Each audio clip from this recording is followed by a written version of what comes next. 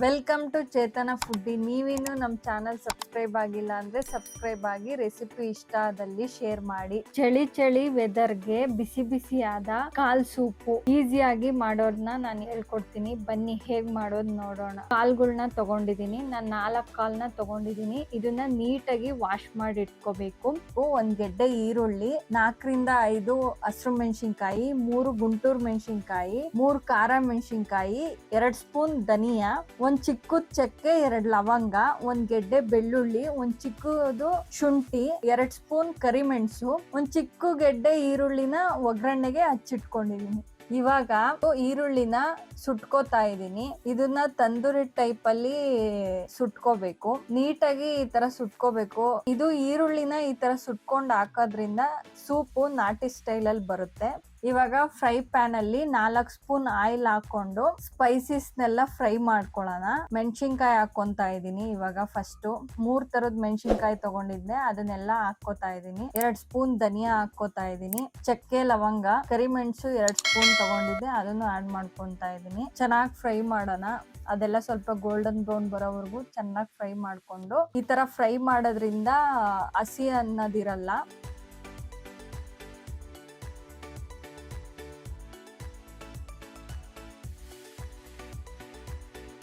Grind ಮಾಡ್ಕೊಳ್ಳೋಣ. ಇವಾಗ ಜಾರ್ಗ್ ಹಾಕೊಂತಾ ಇದೀನಿ. ಸುಟ್ಟಿರೋ ಈರುಳ್ಳಿನೂ ಕೂಡ ಹಾಕೊಂತಾ ಇದೀನಿ. ಅದಕ್ಕೇನೆ ಶುಂಠಿ, ಬೆಳ್ಳುಳ್ಳಿ, ಸ್ವಲ್ಪ ಮೆಂತ್ಯ ಸೊಪ್ಪು, ಕೊತ್ಮಿರಿ ಮತ್ತೆ ಪುದೀನ ಇದೆಲ್ಲ ಹಾಕೊಂಡು ಚೆನ್ನಾಗಿ ಫೈನ್ ಪೇಸ್ಟ್ ಮಾಡ್ಕೋಬೇಕು. ಗಂಧ ತರಾನೇ ರುಬ್ಕೋಬೇಕು ಅಂತ ಹೇಳ್ಬೋದು. ಇದಕ್ಕೆ ಮತ್ತೆ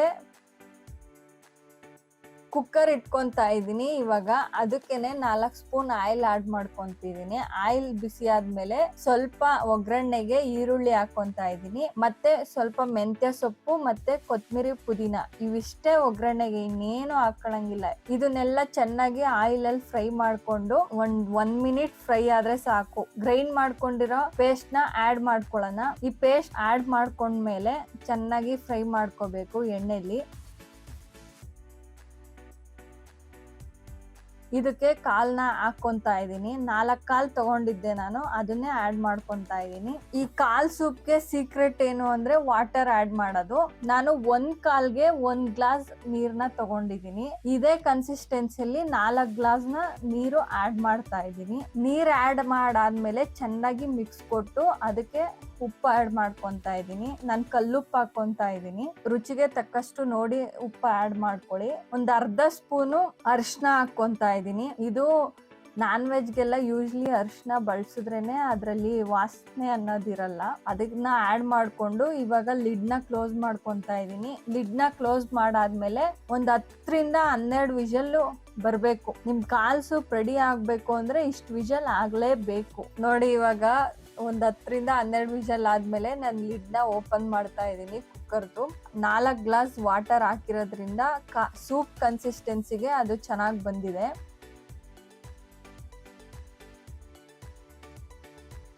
ಕಾಲು ಕೂಡ ಚೆನ್ನಾಗಿ ಬೆಂದಿದೆ ನೋಡಿ, ನಾನು ತೋರಿಸ್ತಾ ಇದ್ದೀನಿ. ಒಳ್ಳೆ ಬೆಣ್ಣೆ ತರ ಬೆಂದಿದೆ. ರೆಡಿ ಆಯ್ತು ನೋಡಿ ನಮ್ಮ ನಾಟಿ ಸ್ಟೈಲ್ ಕಾಲ್ ಸೂಪು.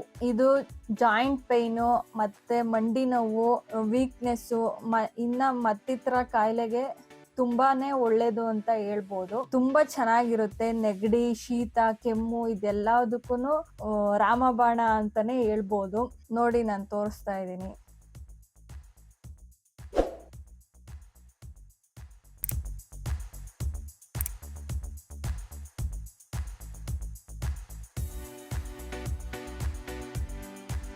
ಇವಾಗ ನಾನು ಕಾಲ್ ತೋರಿಸ್ತಾ ಇದೀನಿ ನೋಡಿ ಯಾವ ತರ ಬೆಂದಿದೆ ಅಂತ. ಫುಲ್ಲು ಬೆಣ್ಣೆ ತರ ಬೆಂದೋಗ್ಬಿಟ್ಟಿದೆ. ಒಂದ್ 12 ವಿಷಲ್ ನೀವು ಒಡಿಸ್ಲೇಬೇಕು ಈ ತರ ಕಾಲು ರೆಡಿ ಆಗ್ಬೇಕು ಅಂದ್ರೆ. ಈ ಕಾಲ್ ಸೂಪ್ ಇಷ್ಟ ಆದ್ರೆ ನೀವು ಒಂದ್ಸಲ ಈ ರೆಸಿಪಿನ ಟ್ರೈ ಮಾಡಿ.